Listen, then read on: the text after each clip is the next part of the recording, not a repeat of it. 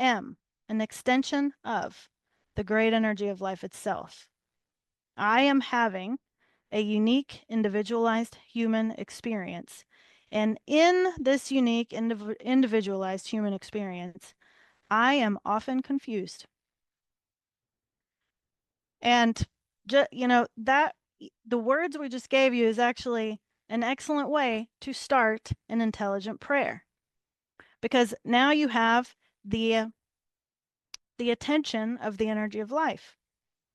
It goes, oh, certainly, yes, that's very understandable. Because the great energy of life knows that the individualized human experience is confusing. Why is the individualized human experience a confusing experience? We're going to give it to you in as short of a synopsis as we can, because it's important to understand this in reference to prayer. You come from, we consistently talk about it as the energy of life itself, or the great energy of life. You come from that. You are you could say, kind of a break off of that. That energy splits into infinite pieces and expresses as different things: trees, planets, humans, dogs, grass, right? So everything is conscious. And all of that consciousness comes from the great energy of life. The human being is still that consciousness in a more elevated version, in a more complex version. So the experience of being a human being mimics the complexity of the great energy of life very well. And the entire human experience is meant to mimic that complexity in an individualized form. So the great energy of life wanted to know itself. Okay, think about it. If you are an energy and you are everything, because that's the truth of the great energy of life, it's everything, then it's very difficult to know yourself objectively.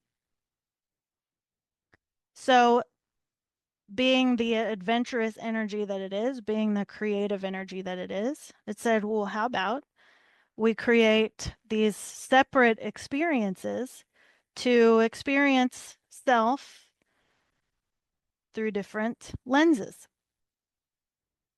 Great, that sounds awesome. And so here you are, you're each a part of that. So in your true nature, you are this great energy of life. You are the energy of everything that's expressing as a human being. So you come into this experience as a human being, and now you don't know yourself as everything. Not even close. Because you come in as a human being, and boom, you're in this narrow perspective. And this narrow perspective is called, you know, Pamela, Ellen, Bambi, Chantel, and so on and so forth. And now you know yourself as whatever name you were given, whatever things you were raised to believe and learn, whatever experiences you've had, and that is your framework of who you are, which is also true, but it's not the entire truth. It's a part of it, right? So what you're doing in prayer is you're speaking. So when Angel first began this wisdom teaching tonight, she was talking about us as field 1 and herself as field 7. Our students are really familiar with this, and the people that have attended multiple wisdom teachings probably starting to get a little bit of a handle on it. But we teach something called the 8 fields of human existence. And what it is a structure that we didn't create the structure, we observed the structure and tried to put it into a way to inform you about more of who you are.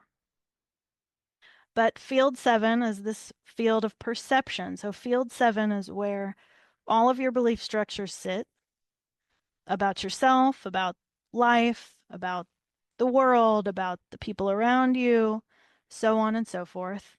Belief structures go way beyond what you think you know about yourself.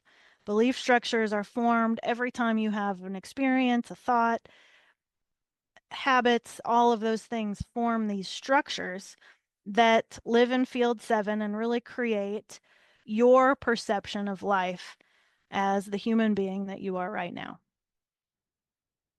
Field 1 is that's where we're speaking from.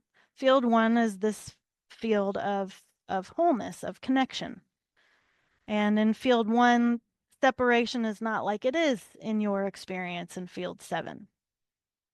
And what you're doing when you pray is you're really wanting to start building a bridge between your field 7 and your field 1, or your perception of you and the real you.